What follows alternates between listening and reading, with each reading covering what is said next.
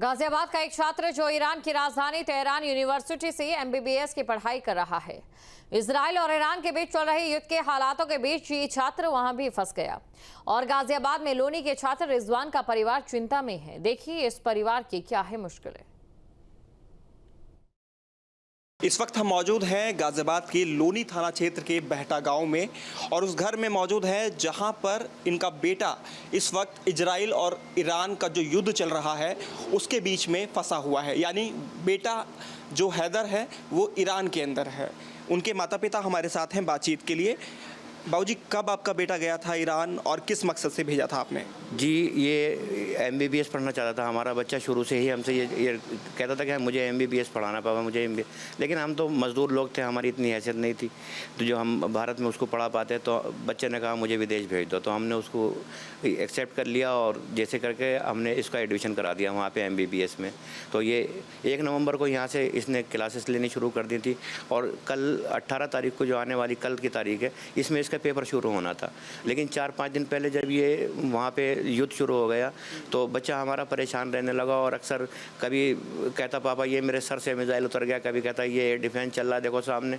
इस तरह की खबरें ये हमें देते रहता। तो वीडियो भी दिखाते थे वहाँ पर जो युद्ध वहाँ पर चल रहा था, जब वीडियो कॉलिंग के थ्रू आपसे बातचीत होती थी? जी, जब दिखा देता था। लेकिन जब कल का दिन आया तो कल 4 बजे का टाइम था, इसका फ़ोन आता है हमारे पास। मैंने इसे फ़ोन किया, बेटा तूने 24 घंटे से खाना नहीं खाया, तू खाना खा के आ। ये खाना खाने चला गया और ये जब वहाँ से तकरीबन 10-15 मिनट के बाद वापस लौटने की इसने कोशिश करी तो ये मेरे साथ फ़ोन पे था उतने टाइम। तो इसने कहा पापा ऐसा है कि यहाँ ये शुरू हो गई लड़ाई और मुझे ऐसा लग रहा है जैसे हमारी बिल्डिंग जो है के पास कोई धमाका हुआ हो।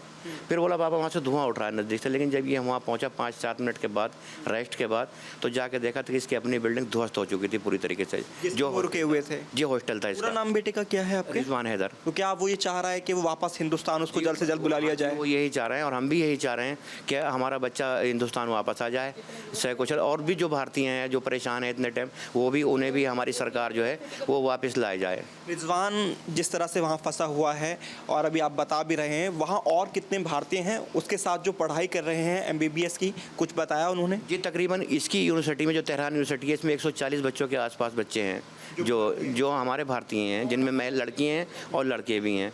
तो वो सब इसी के साथ मतलब परेशान है इस तरह जिस तरह हमारा तेहरान यूनिवर्सिटी में। जी 113 बच्चे नहीं 140 बच्चों के आसपास हैं, लगभग 140 बच्चे, जिसमें लड़कियां भी हैं लड़के भी हैं जो हिंदुस्तान के हैं, भारतीय हैं। भारतीय हैं हमारे। यहाँ पर रिजवान की जो माता जी हैं वो भी हमारे साथ हैं और चेहरे पर गम साफ तौर पर दिखाई दे सकता है।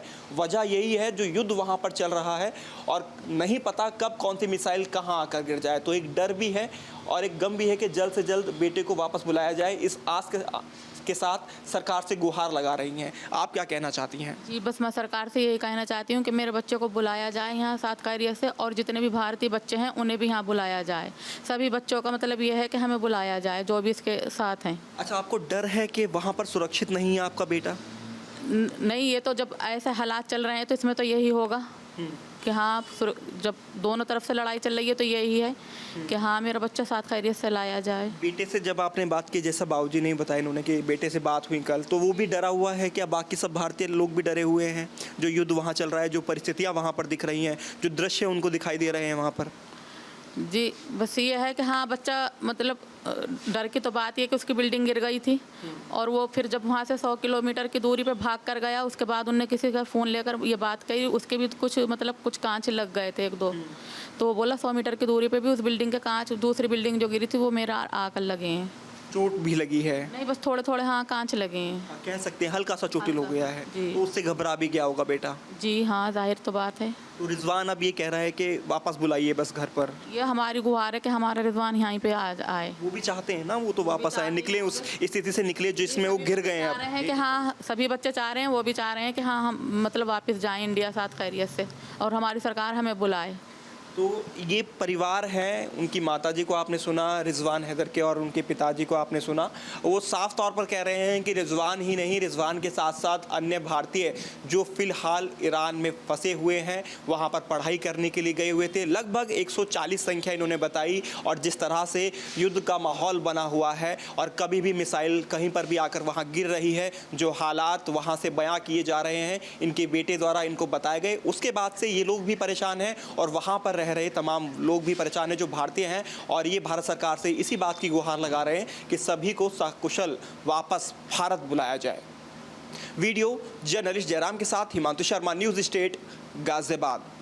जहां भक्ति है हर शब्द में, कथाओं में छिपे हैं दिव्य रहस्य और ज्योतिष देता है जीवन को दिशा। धर्म से जुड़ी हर बातों को जानने के लिए हमारे चैनल स्तुति को सब्सक्राइब करें। चैनल पर जाने के लिए इस लिंक पर क्लिक करें।